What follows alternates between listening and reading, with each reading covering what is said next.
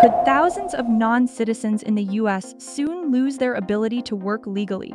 A major new proposal from the DHS could dramatically change who qualifies for a work permit, how long those permits last, and what requirements people must meet to keep their jobs. Supporters say the changes will strengthen protections for American workers and tighten immigration oversight. Critics argue that the proposal could create financial hardship for vulnerable individuals already living in the United States. So what exactly is changing, who will be affected, and what could the consequences be?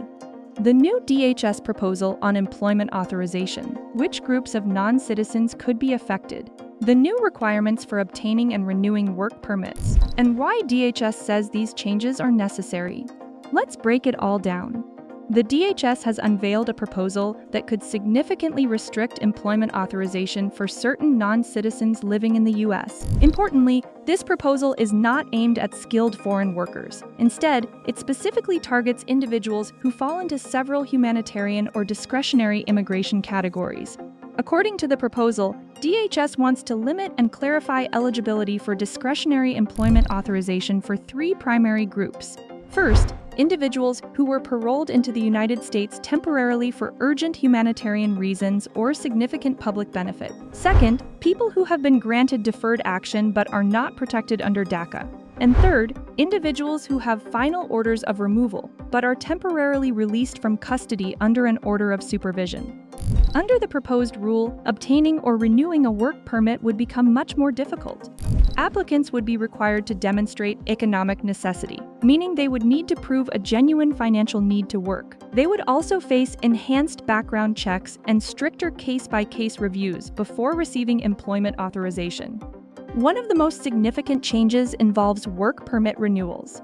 Under the proposal, non-citizens seeking to renew their employment authorization would need to be employed by a company that participates in E-Verify, the federal system used by employers to confirm workers' legal authorization to work in the United States. The proposal would also shorten the duration of many work permits. Instead of longer authorization periods, many permits would be limited to no more than 1 year, requiring more frequent renewals and additional paperwork. What DHS said about the new proposal?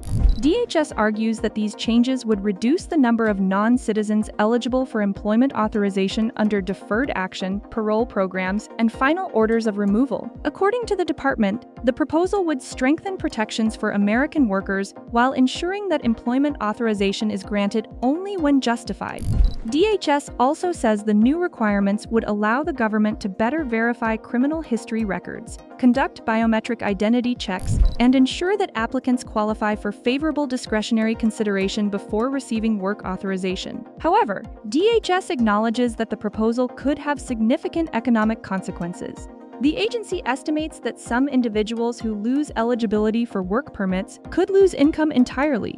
As a result, financial responsibility may shift to family members, community organizations, nonprofit groups, support networks, and dependents who rely on those individuals. The department also recognizes that people who remain eligible for employment authorization may face greater filing burdens, more documentation requirements, and additional processing steps. U.S. employers could face additional costs from employee turnover and compliance requirements if workers become ineligible to renew their employment authorization under the proposed rule. Businesses may also incur expenses related to meeting the proposed E-Verify requirement to verify employees' work authorization.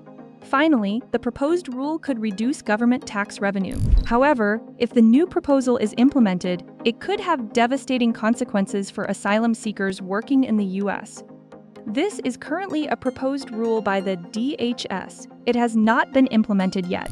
The proposal would change how some non-citizens in the U.S. obtain and renew work authorization, impacting groups like parolees, deferred action recipients, and those under supervision. It raises debate over whether it better protects workers and improves oversight or creates extra barriers for vulnerable people trying to work and support their families. What are your thoughts on this proposal? Let us know in the comments below. If this update helped you, like the video, subscribe, and turn on notifications for more immigration and policy updates.